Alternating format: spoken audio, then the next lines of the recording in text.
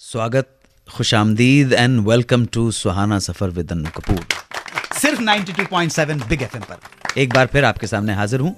एक बार फिर होंगे फिल्मी दुनिया से जुड़े रोचक किस्से और सदाबहार नगमे, नगमों से जुड़ी यादें या यादों से जुड़े नगमे। तो इसी श्रृंखला में आज आपको बताऊंगा क्यों सिमी गरेवाल सुभाष घई की एक फिल्म में एक्ट करने से मना करती रहीं और जब वो रोल मिला तो उस रोल का क्या हुआ। आज के इस शो में आपको ये मज़ेदार किस्सा भी पता चलेगा कि अपने पैसे बचाने के चक्कर में एस.डी. बर्मन ने अपने असिस्टेंट और उसकी साइकिल को कैसे यूज़ किया।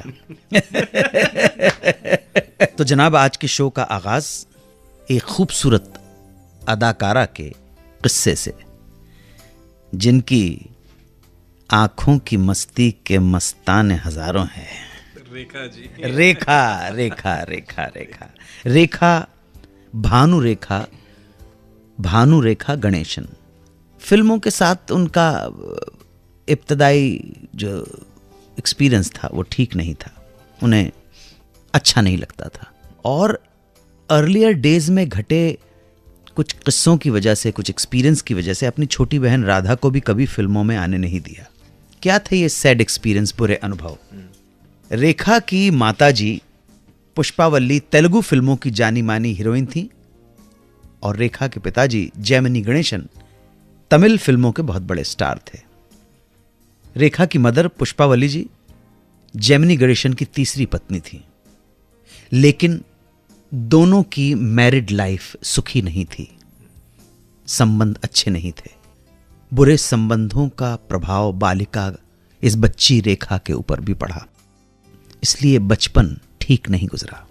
रेखा अपनी मम्मी के पास रहा करती थी और पिता का साथ ना हो पाने की वजह से घर की हालत भी ठीक नहीं रहा करती थी।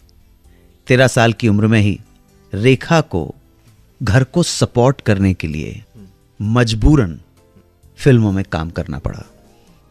मन बिल्कुल नहीं था, इसलिए हमेशा मां से कहा करती थी कि मुझे फिल्मों में काम नहीं करना है, लेकिन मजबूरी थी। जब 1969 में उन्हें एक फिल्म का ऑफर आया, फिल्म का नाम था अनजाना सफ़र, तो उन्होंने मदर से कहा कि मुझे काम नहीं करना है। मगर घर के हालात देखते हुए 13 साल की बच्ची रेखा को माताजी ने ये कहकर राजी कर लिया कि देख, इस फिल्म की शूटिंग साउथ अफ्रीका में होगी और साउथ अफ्रीका तू जाएगी, वहाँ वाइल्ड लाइफ सेंचुरी में तुझे जानवर देखने को मिलेंगे, शेर मिलेंगे, जिराफ मिलेगा, हाथी मिलेगा।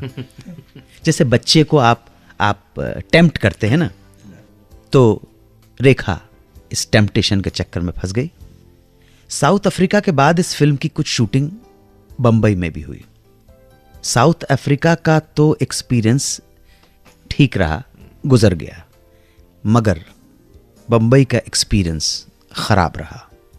रेखा उस वक्त वो चबी चाइल्ड थी, मोटी थी, इसलिए फिल्म यूनिट की तरफ से इंस्ट्रक्शंस थे, मदर की तरफ से नपा तुला खाना दिया जाता था, बहुत लिमिटेड डाइट, चॉकलेट और आइसक्रीम से दूर रखा जाता था। और इसके अलावा रेखा को यहाँ की भाषा बोलने और समझने में भी बहुत तकलीफ आ रही थी। कुछ समझ नहीं पाती थी, ठीक ढंग से रिस्पॉन्ड नहीं कर पाती थी। तो इस वजह से कहते हैं कि लोगों से उन्हें गंदी भाषा तक सुनने को मिलती थी। रेखा ने अपने इस अनुभव के बारे में एक इंटरव्यू में बताया कि बंबई उनके लिए एक जंगल की तरह था, जहां लोग उनका फायदा उठाने की कोशिश किया करते थे। ऐसे कपड़े और गहने पहनाए जाते थे जिससे उन्हें एलर्जी हो जाया करती थी, बॉडी पे रैशेस हो जाया करते थे और हर दिन वो रोती थी और सोचती थी कि वो क्यों एक आम बच्चे की तरह सामान्य जीवन, नॉर्मल लाइफ नहीं जी पा रही हैं। इस सैडनेस की वजह से, इस खराब तजुर्बे और एक्सपीरियंस की वजह से रेखा ने अपनी बहन राधा को कभी फिल्मों में नहीं आने दिया।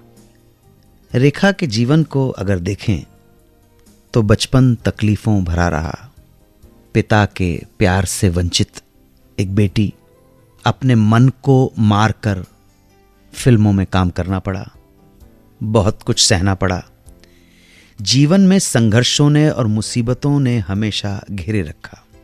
अगर आप एक वाइडर पर्सपेक्टिव में रेखा की लाइफ देखें तो ट्रेजिक ही रही, full of miseries and agonies and sufferings. घर बसाने की कोशिश की, बस नहीं पाया, और जिससे प्यार किया वो मिल नहीं पाया। और जिंदगी के इन उतार चढ़ावों में एक स्त्री का जो परम सोपान होता है, एक स्त्री अपने स्त्रीत्व को समग्रता के साथ प्राप्त करती है माँ बनकर। बहुत अच्छी एक्ट्रेस हैं वो, दूर नहीं। और मैं जानता हूँ उन्हें थोड़ा बहुत, 1-2 बार मैंने काम किया है। मेरी बहुत सारी शुभकामनाएं, बहुत सारा ढेर सारा प्यार उनके साथ है। अगर वो ये कार्यक्रम सुन रही हूँ, God bless you Rekha, God bless you. 12 साल का लड़का रफ़ी साहब से मिलने की जिद कर बैठा, लाख समझाने पर भी माना नहीं, और आखिर मिल ही बैठा उनसे, और मिलने के बाद बन गया उनका शागिर्द, और उसके बाद हमारी फिल्म इंडस्ट्री का एक नायाब बेहतरीन सिंगर। ये 12 साल का लड़का कौन था? सुनते रहिए रेडियो का number 1 show Suhana Safar with Anu Kapoor, सिर्फ 92.7 बिग FM पर।